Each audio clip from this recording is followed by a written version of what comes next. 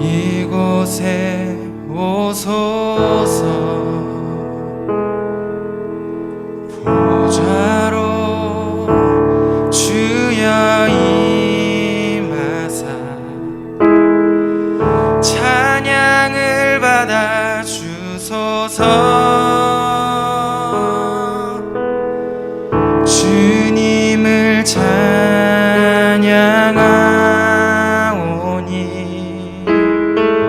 주님을 경배하오니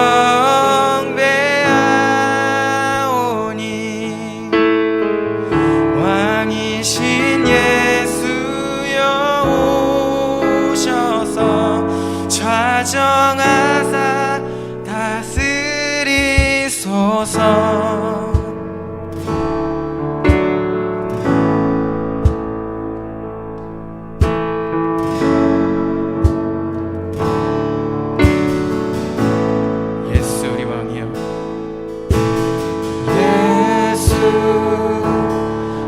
우리 왕이여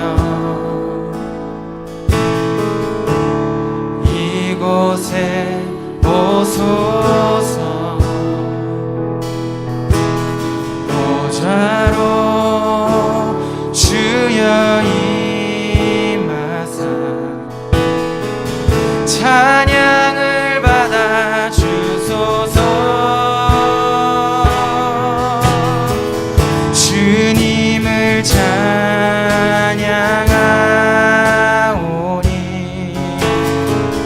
주님을 경배하오니 왕이신 예수여 오셔서 좌정하사 다스리소서.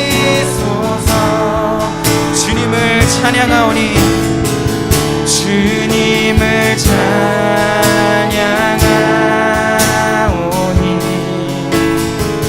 주님을 경배하오니 왕이신 예수여 오셔서 좌정하사 다스리소서. 주님을 찬양하오니 주님을 찬양하 주님을 경배하오니 왕이신 예수여 오셔서 좌정하사 다스리소서. 왕이신 예수여 왕이신 예수여 오셔서 좌정하사 다스리. 왕이신 예수여 오셔서 왕이신 예수여 오셔서 좌정하사 다스리소서.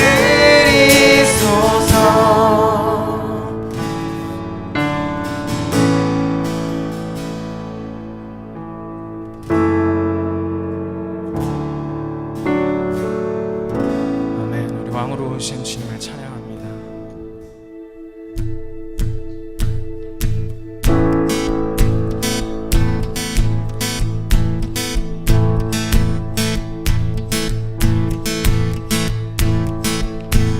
자격 없는 날 왕께서 반기시네. 이 잃어버린 날 찾으시고 그 사랑, 오 그 사랑.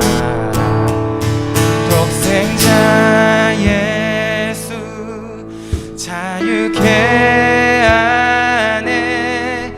주의 자녀라 하시네.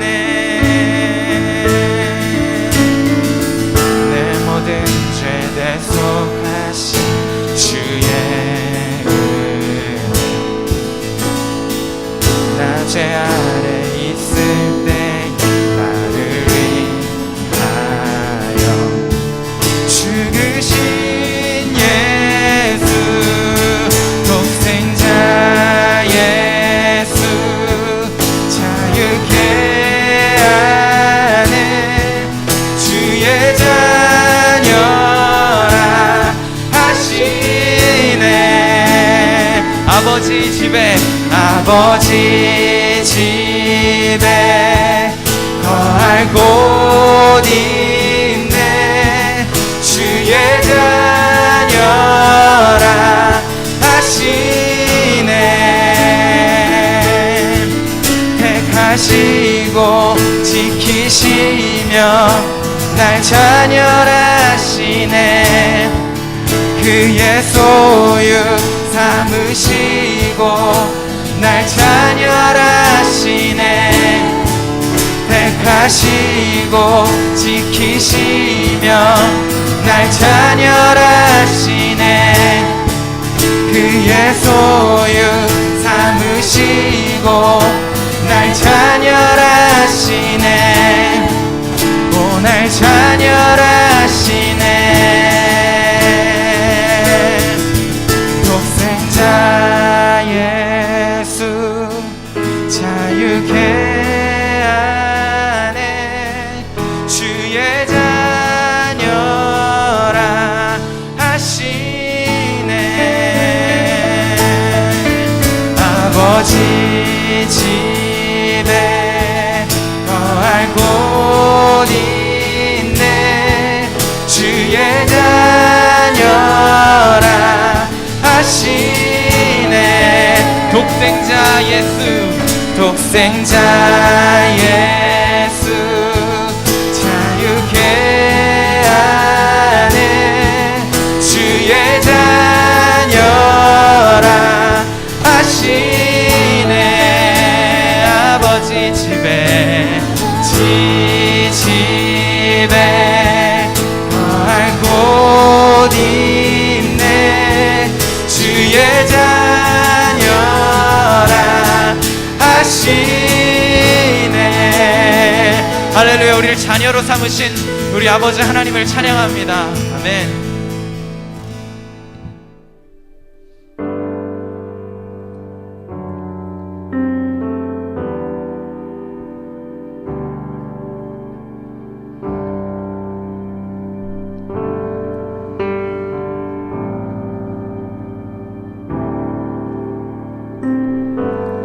하늘보다 높으신 주 사랑, 바다보다 넓으신 주 사랑, 나를 향한 크고 높으신 사랑, 헛되고 헛된 그 모든 것 내게서 멀리 거두셨네. 나의 수치 찬양되었네. 영원히 감사드리리. 주님의 은혜, 날 찾아주신 그 사랑, 오 주님 내 전부. 사랑해요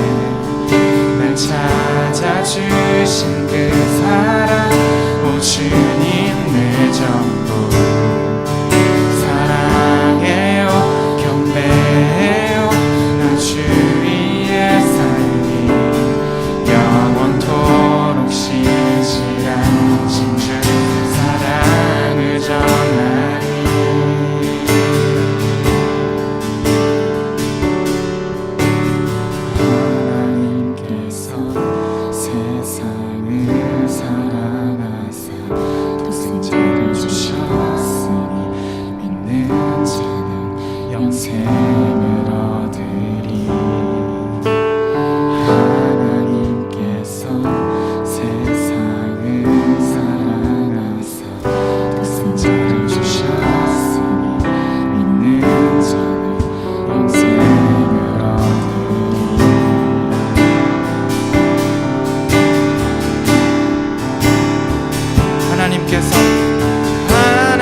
하나님께서 세상을 사랑하사 독생자를 주셨으니 믿는 자는 영생을 얻으리 하나님께서 세상을 사랑하사 독생자를 주셨으니 믿는 자는 영생을 얻으리 하나님께서 세상을 사랑하사 독생자를 주셨으니 믿는 자는 영생을 얻으리 하나님께서 세상을 사랑하사 독생자를 주셨으니 믿는 자는 영생을 얻으리 하나님께서 세상을 사랑하사 독생자를 주셨으니 믿는 자는 영생을 얻으리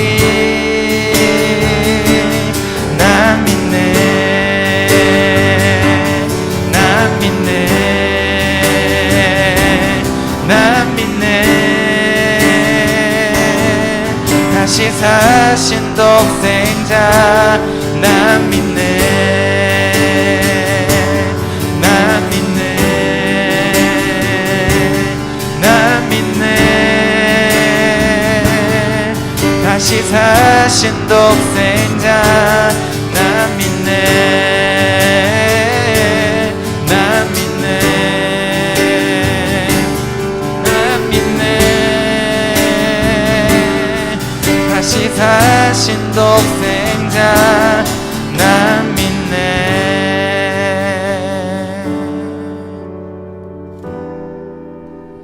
오늘 말씀 누가복음 9장 28절부터 36절까지 말씀이에요. 누가복음 9장 28절에서 39절까지 말씀을 우리 화면을 보면서 같이 읽어볼게요. 번갈아 가며 읽겠습니다. 이 말씀을 하신 뒤에 여드레쯤 되어서 예수께서는 베드로와 요한과 야고보를 데리고 기도하러 산에 올라가셨다.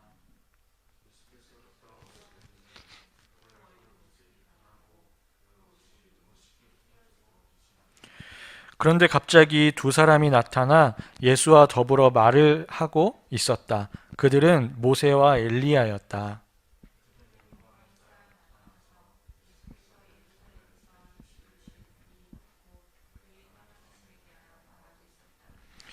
베드로와 그 일행은 잠을 이기지 못해서 졸다가 깨어나서 예수의 영광을 보고 또 그와 함께 서 있는 그 두 사람을 보았다.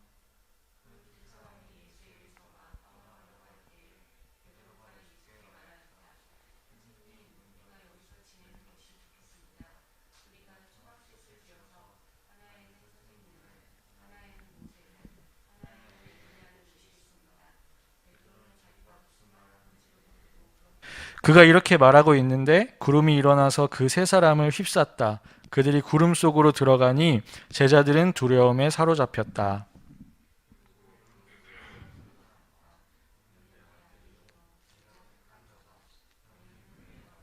같이 읽어볼게요. 36절.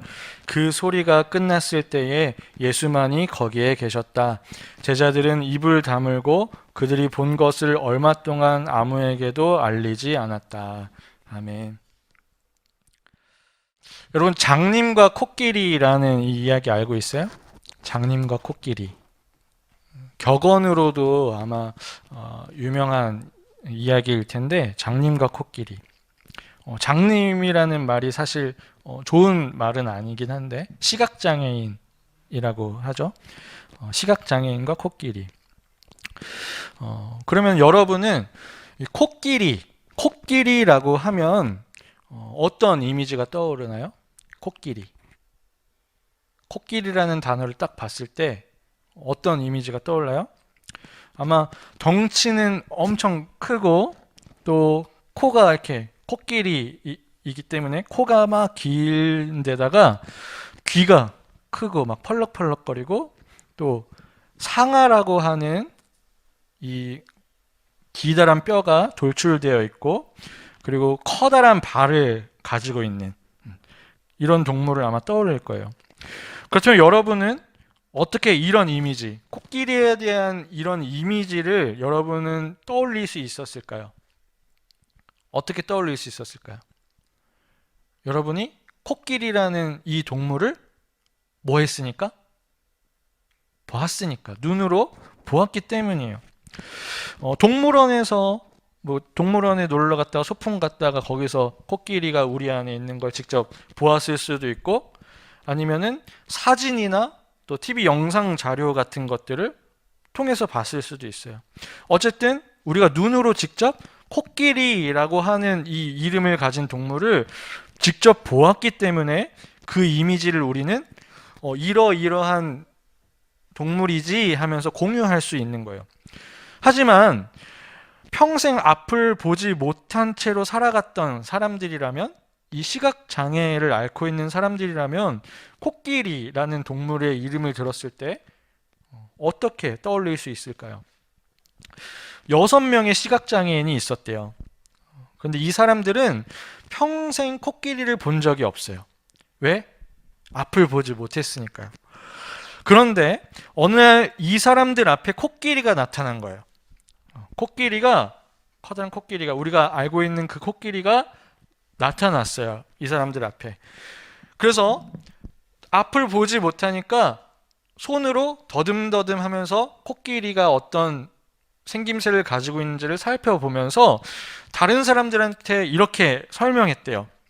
가장 먼저 코끼리의 다리를 만지고 있던 사람이 코끼리에 대해서 설명하기를 야, 코끼리는 참 나무 기둥같이 생겼구나. 통나무같이 생겼구나.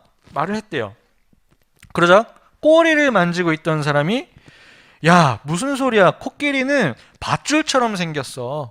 라고 말을 한 거예요. 그리고 이제 코를 만지고 있던 사람은 뭐라고 말했냐면 야, 아니야. 밧줄도 아니고 통나무도 아니야. 코끼리는 뱀 같아. 커다란 뱀처럼 생겼어. 움직이기도 한단 말이야. 라고 말을 한 거예요. 그러자 또 귀를 만지고 있던 사람이 이렇게 말했어요. 너희들 다 틀렸어. 코끼리는 부채같이 생겼어.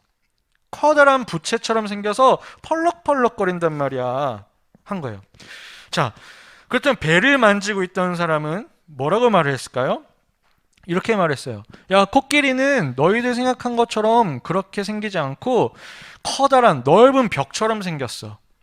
또 마지막으로 상아를 만지고 있던 사람은 코끼리를 가리켜서 뾰족한 창이라고 말하면서 서로가 생각하는 이 이미지를 떠올리면서 다퉜다고 해요. 여러분, 이 이야기는 우리가 저마다 가지고 있는 기준을 따라서 어떤 대상이나 또 이 세상을 바라볼 때 서로 각각 다르게 볼 수 있다는 것을 가르쳐 주고 있어요. 그리고 이것은 바로 우리에게도 똑같이 적용이 되죠. 우리는 직접 눈으로 무언가를 볼 수 있어요. 하지만 그것을 바라볼 때에도 우리 눈으로 직접 보고 있을 그때에도 사실은 내 경험과 가치관을 기준으로 한 채 이 세상을 바라보고 또 판단한다는 거예요. 여러분이 생각하기에 이 세상, 우리가 살고 있는 이 세상이 아름답나요? 아름답지 않나요? 힘든가요? 편안한가요? 아마 여러분이 저마다 다른 생각들을 가지고 있을 거예요. 왜냐하면 내 기준과 내 가치관을 따라서 판단하기 때문이에요. 우리가 똑같이 이 세상을 보지만 결국에는 내 마음이 거기에 적용된다는 거예요. 그래서 우리는 종종 다른 사람들과 대화를 할 때 이런 차이 때문에 오해하거나 갈등을 경험하기도 하죠. 그리고 이와 같은 상황을 우리는 오늘 말씀 속에서도 찾아볼 수가 있어요. 자, 예수님이 베드로, 요한, 야고보 이 세 사람과 함께 산에 올라가셨어요. 왜 올라가셨냐면 거기서 기도하기 위해서 올라가셨다고 해요. 예수님은 그곳에서 기도를 열심히 하셨어요. 그런데 그러던 중에 갑자기 모습이 변하게 된 거예요. 얼굴이 달라지고 옷이 갑자기 막 환하게 빛이 나기 시작했다는 거예요. 또 그 일만 일어난 게 아니라 갑자기 모세와 엘리야로 보이는 두 사람이 예수님 곁에 나타나서 함께 대화를 나누게 된 거예요. 하지만 그 시간에 그 당시에 제자들은 잠을 이기지 못해서 막 졸고 있었어요. 그러다가 갑자기 깨어나서 보니까 놀라운 일이 막 펼쳐진 거예요. 이미 과거에 말씀을 통해서만 알고 있었던 모세와 엘리야로 보이는 누군가가 나타나서 예수님과 대화를 나누고 있는 것을 보게 된 거예요. 그리고 예수님의 모습이 이전과 다르게 놀랍게 변화되어 있다는 것을 보게 된 거예요. 그래서 지금 이 상황이 무슨 상황인지도 모르고 막 헛소리를 하기까지 했대요. 31절을 보게 되면 예수님과 모세 그리고 엘리야는 지금 예수님이 앞으로 하나님의 위대한 일을 이루기 위해서 고난과 죽임을 당하실 일에 대해서 나누고 계셨다고 해요. 무슨 이야기를 나눴다고요? 예수님이 앞으로 고난 당하시고 죽임 당하실 것에 대한 이야기. 긍정적인가요? 부정적인가요? 부정적인 이야기였어요. 심각한 이야기를 막 나누고 있었어요. 그런데 졸다가 막 깨어난 베드로가 눈앞에 펼쳐진 그런 대단한 모습을 막 보면서 너무 기분이 좋은 거예요. 하나님의 나라 가서만 볼 수 있을 줄 알았던 모세와 엘리야가 지금 눈앞에 있네 하면서 막, 그리고 예수님이 너무 멋지게 변해 있네 보면서 기분이 너무 좋은 나머지 흥분해서 예수님, 우리가 그냥 여기에 삽시다. 여기가 너무 좋네요. 여기에 엘리야도 있고 모세도 있고 예수님도 너무 멋있게 이렇게 계시니까 우리가 그냥 여기에 머물러서 삽시다. 여기에 집을 짓고 삽시다. 하나는 예수님을 위해서, 하나는 모세를 위해서, 하나는 엘리야를 위해서 우리가 경배하면서 그렇게 모시겠습니다. 라고 헛소리를 한 거예요. 그래서 그 상황에 하나님이 개입하시죠. 34절과 35절 말씀을 같이 읽어봅시다. 시작. 그가 이렇게 말하고 있는데 구름이 일어나서 그 세 사람을 휩쌌다. 그들이 구름 속으로 들어가니 제자들은 두려움에 사로잡혔다. 그리고 구름 속에서 소리가 났다. 이는 내 아들이요 내가 택한 자다. 너희는 그의 말을 들어라. 여러분, 이 하나님이 말씀하신 이 부분만 다시 한번 읽어봅시다. 시작. 이는 내 아들이요 내가 택한 자다. 너희는 그의 말을 들어라. 하나님이 구름을 일으키셨어요. 갑자기 아무 일도 없었던 그때에 구름을 막 몰아치셔서 제자들과 이 예수님, 모세, 엘리야 이 세 사람과의 사이에 이렇게 가림막을 하신 거예요. 하나님이 왜 구름을 일으키셨냐면 바로 그들의 눈앞을 지금 보고 있는 그 눈을 가리셔서 더 이상은 착각하지 못하게 하시기 위해서였어요. 그리고 그들에게 이렇게 말씀하셨죠. 너희는 그의 말을 들어라. 너희는 다른 생각하지 말고 이 예수의 말을 들어라 하셨던 거예요. 왜냐하면 그들이 지금 예수님의 말씀을 듣지 않고 예수님이 그들과 함께 나누고 있던 그 말씀을 듣지 않고 고난당하실 일에 대해서 듣지 않고 자기들이 편안한 것, 자기들이 원하는 것에만 시선을 두고 있었기 때문이에요. 하나님은 예수님의 희생을 통해서 이 세상에 일어나게 될 또 다른 희생을 막고 이 세상을 구원하기로 결정하셨어요. 그리고 예수님은 그 하나님의 마음을 제대로 이해하고 있었기 때문에 지금 그 희생의 길을 직접 걸어가기로 작정하셨죠.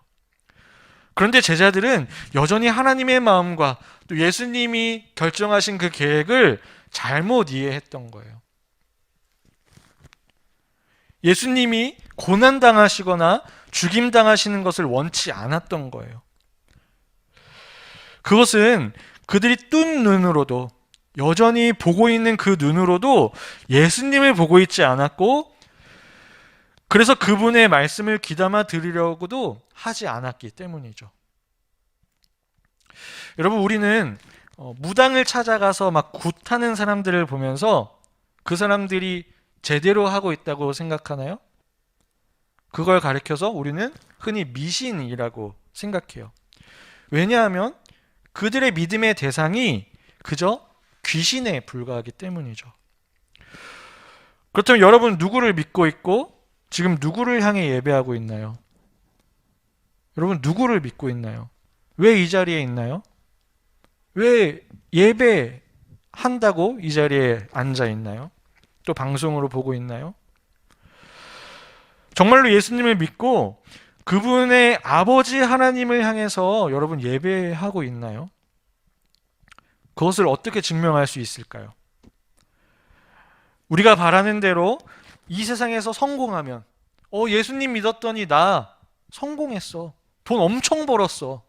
야, 나 멋있는 차 타고 다녀. 람보르기니 나 끌고 다닌다? 야, 예수님 믿었더니 이렇게 됐어. 하면은 그게 증명이 되는 걸까요? 만약에 그런 것이라면 우리가 미신이라고 말하는 다른 신앙과 종교나 다름이 없어요. 왜냐하면 그들도 결국에 이 세상에서 성공하는 것, 우리가 잘 되는 것, 내가 너무 잘 되는 것, 내가 그 누구보다 높은 자리에 앉는 것, 이것을 바라고 절하고 예배하고 있기 때문이에요. 우리가 단단히 오해하고 있는데 기독교라는 종교, 우리가 지금 머물고 있는 이 기독교라는 종교는 나 자신을 위해서 신앙생활하는 종교가 아니에요. 내가 잘 되기 위해서, 내가 누구보다 위에 있기 위해서 신앙생활하는 종교가 아니라는 거예요, 여러분. 기독교는 내가 어떤 존재인지를 깨닫고 우리를 지으신 하나님과 구원을 이루신 그 예수님의 가르침을 따라서 우리 삶의 방향을 다시 세우고 철저히 낮아지는 겸손한 마음과 사랑이라는 그 마음을 실천하는 종교예요. 내가 성공하기 위한 신앙을 가지는 게 아니라 남을 위해서 헌신할 수 있는 그런 신앙을 가지는 게 기독교라는 거예요. 그렇기 때문에 사실 기독교는 나의 이익보다는 나의 희생이 따르는 종교예요. 여러분 그걸 아셔야 돼요. 그렇기 때문에 예수님이 사셨던 그 방식을 우리는 따르고 제자가 되기 원하는 것이죠.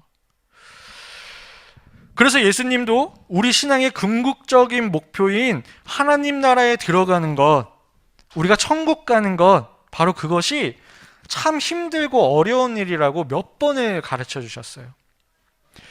그러므로 우리가 여전히 나 자신을 위해서 이 교회를 찾고 예배하고 있다면 우리의 믿음의 행위가 아무리 대단하다 하더라도 그것은 참된 믿음이 될 수가 없죠.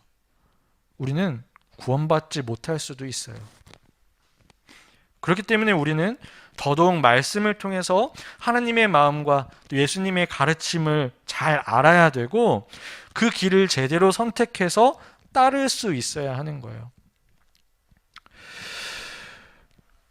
여러분 오랜만에 예배당에 왔는데 전 선생님이 왜 이런 이야기를, 무거운 이야기를 여러분에게 전하냐면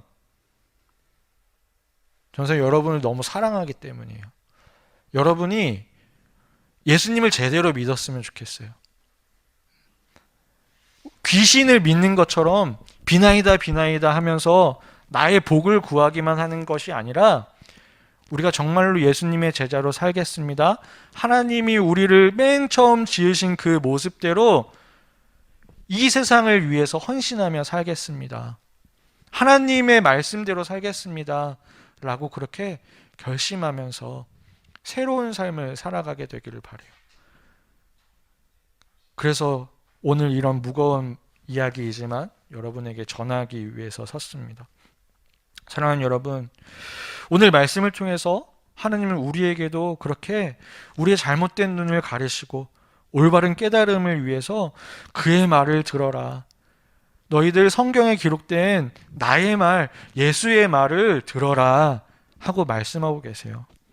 그러므로 이 시간 주시는 이 말씀을 통해서 하나님의 마음과 예수님의 가르침을 우리가 제대로 잘 깨달아서 우리가 여태까지 생각하고 있었던 잘못된 기독교라는 이 시각을 닫고 예수님의 참된 말씀을 듣는 그 귀가 열리게 되기를 바랍니다. 그래서 우리의 앞으로의 신앙의 길이 결국에는 하나님 나라에 들어가게 되는 그런 올바른 신앙의 길이 되기를 예수님의 이름으로 축복합니다. 아멘. 우리 함께 찬양하고 기도하면서 마칠게요. 예수 우리 왕이여 함께 부릅시다.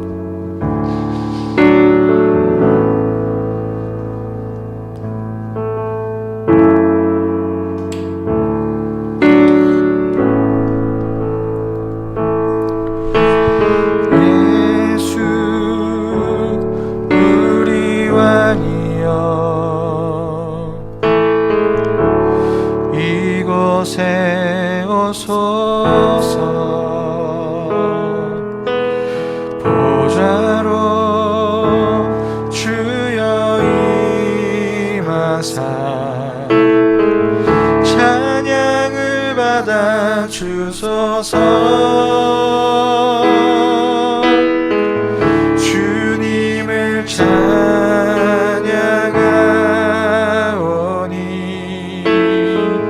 주님을 경배하오니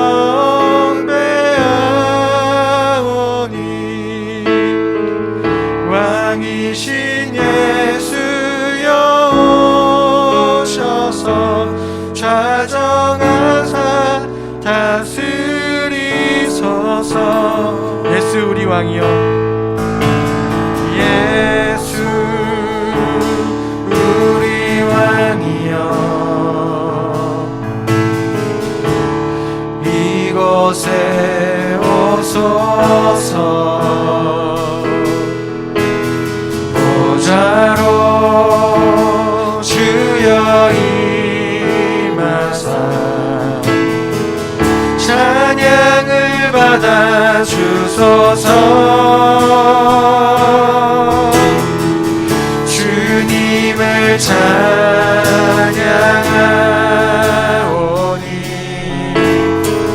주님을 경배하오니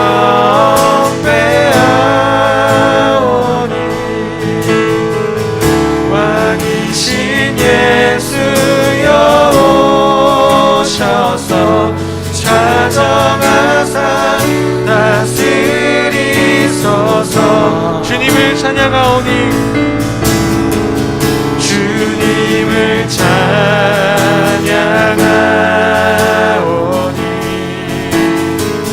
주님을 경배하오니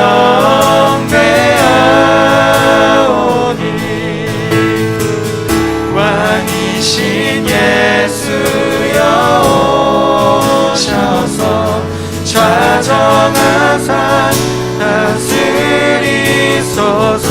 주님을 찬양하오니 주님을 찬양하오니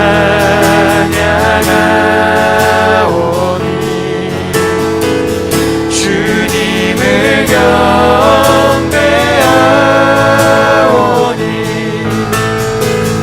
왕이신 예수여 오셔서 좌정하사 다스리소서.